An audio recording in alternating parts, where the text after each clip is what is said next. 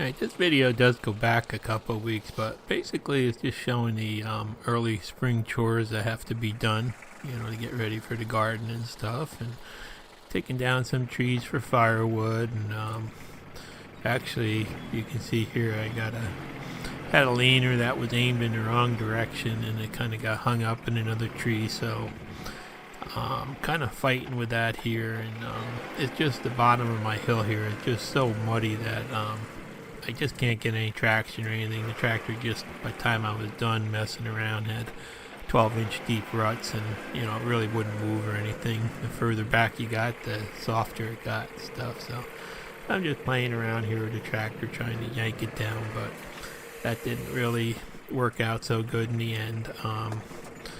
I'll show you a little later. I did come up with a solution, hopefully, to this kind of a problem for the future, but this just kind of shows me I wouldn't give up, and I should have. But anyhow, so one of the early things you have to do is start taking down trees for firewood. And this one was kind of out in the open, and I still have several more to take down just to have enough wood for next year. Actually, I do have some wood for next year, but this will is going to be required towards the end of the season.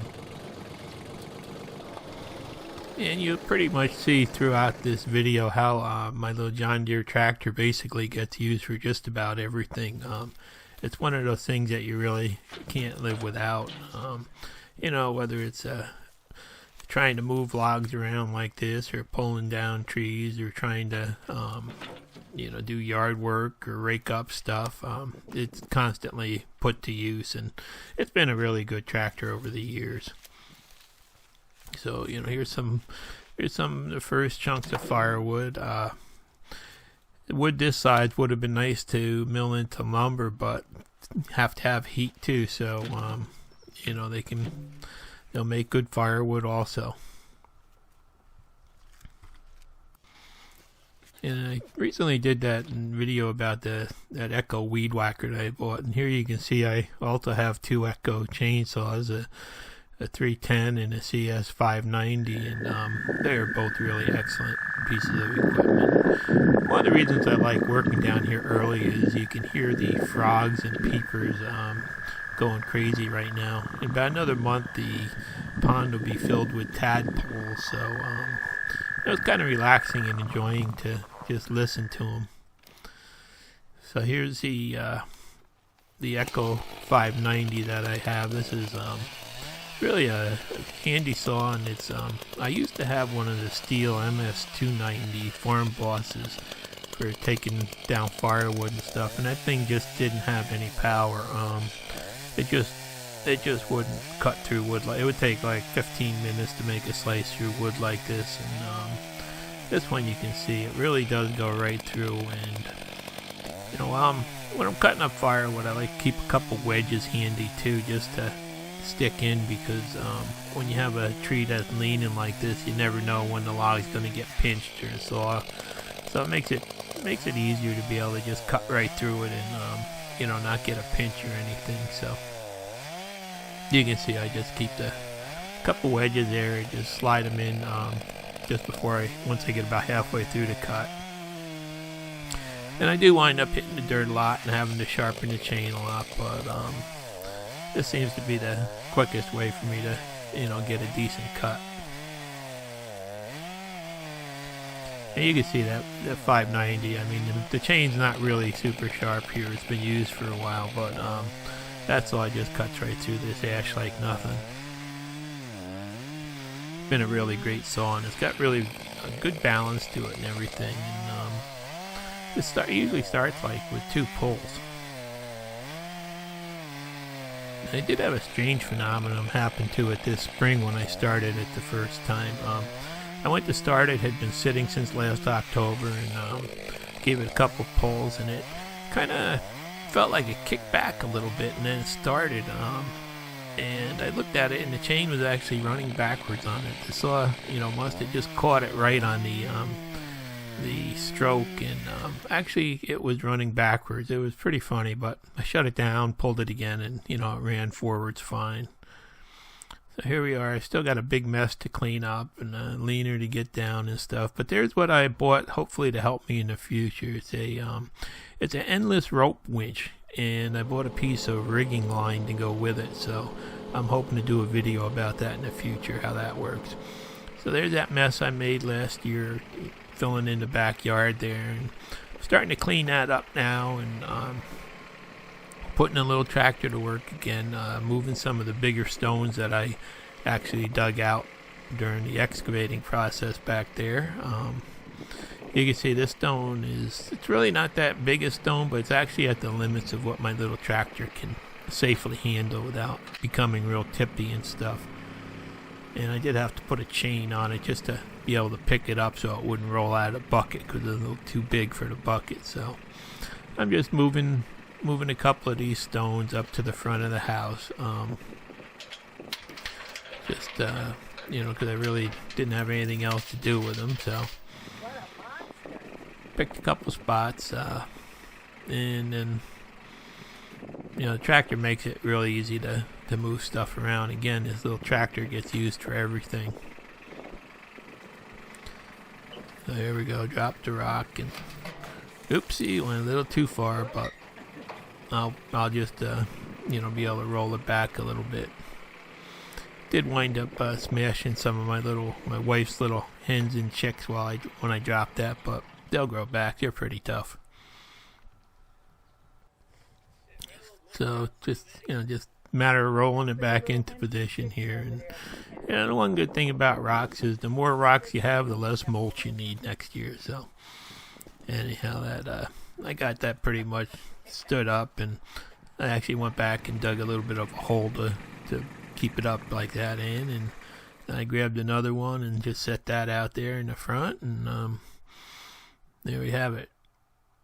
And in the meantime, my wife made some of those biscotti again, and I made another pot of chili, and the dogs are actually loving this green grass and warmer weather. They can actually find dead animals and dead worms and stuff like that to roll around in, and you can see pretty much I got the grapes all trimmed back and tied up and ready to go, and just starting to get the garden ready.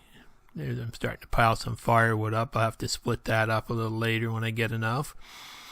And you can see that tent structure got completely destroyed by winds this year. So anyhow, now it's time to just start tilling the garden for the first time.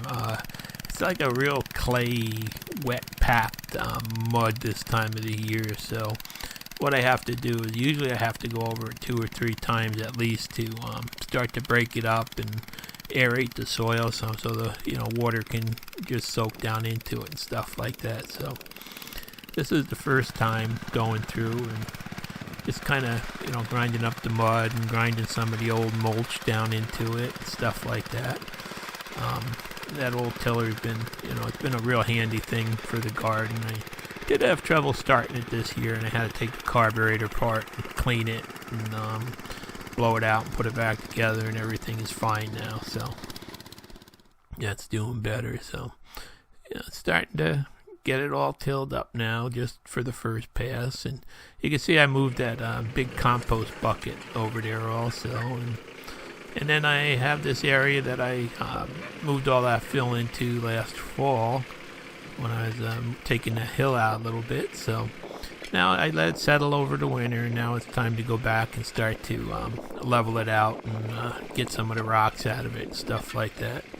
So here again, the little John Deere comes in handy. I just got a couple attachments for it, and one of them is this, I think it's a 6-foot landscape rake, and that really does help you to level the area. It's a little bit big for the tractor, but if you go slow and you just go over, you have to go over it in a couple different directions to kind of level it, but you can see it really does do a good job, and it will level everything out nicely and pull the rocks out for the most part. So there it is, all raked over pretty much for the top of the hill, and there are some sections down below there where you can see I raked all the rocks into and stuff that I have to go back and clean up. And now I'm gonna go back with a hand rake and just rake it off, good and flat, and get whatever rocks are just up at the surface, dig them out with a rake and stuff, and then I'll come up with piles of rocks like this as I rake. And same thing, just get the tractor out with and just drag those piles down to the low spot. Now I could tilt the rake a little bit to go to one direction or the other, but I find out if I get the 3-point hitch leveled up good and I keep the rake flat like this, I do come up with a much flatter job when I'm done. So it really does help to have a tractor if you have any kind of a piece of property to work on.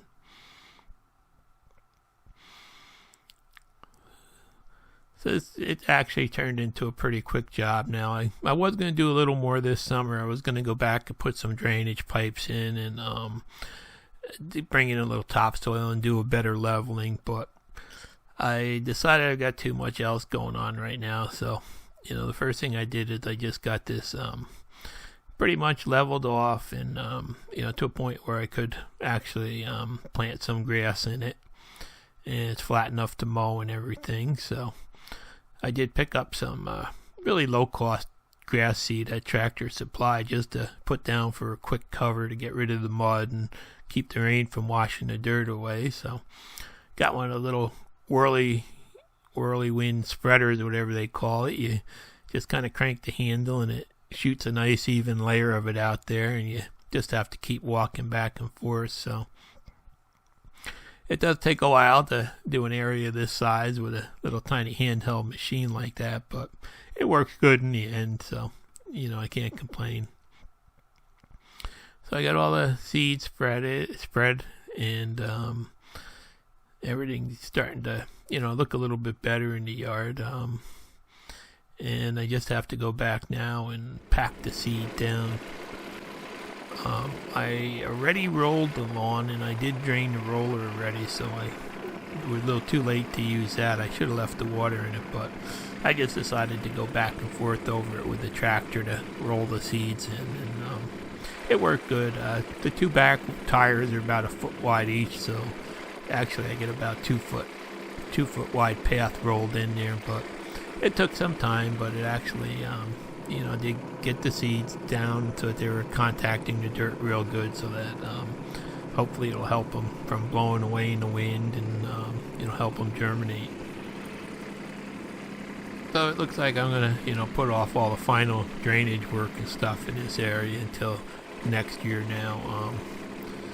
I'm gonna just let this settle another year, and because I just have so much to do, and especially with that tent tearing apart, I want to turn that into a greenhouse. And there I've got some more buckets of rock to move, and we did get our first asparagus of the year, and they just have such a great flavor when they first come up in the spring. So we picked the first batch of them there, and then I always like to throw them on the grill. So I grilled them up with some of the portobello mushrooms, and I found some Vidalia onions and stuff. So I turned that into a meal, and just kind of made the portobello sandwiches with the Vidalia onion, and found some fresh corn that actually was pretty good. So that was a nice meal, and now it's time to kind of start cleaning up the fenced-in area and the raised beds and stuff. And you can pretty much see the boxes are in. They really got a lot of weeds in this winter for some reason. So I got to clean them up, and I'm putting in a couple more of those aluminum pool beds to replace some of the boxes that are rotted. And here, this thing, you can see that it's all completely blown apart from the high winds. So I'm going to be turning that into a greenhouse hopefully this summer also. And see the rhubarb coming up, and there's a compost bin I had moved over from the side also. So, I got a little bit of everything started up now, and getting the garden ready, and hopefully, I'll have videos about that shortly, and got to get my hoses out there on the hose holder and stuff like that. So, You see the flag is up, so that means at least that the tools are out for the next gardening season. Thanks for watching. Please subscribe.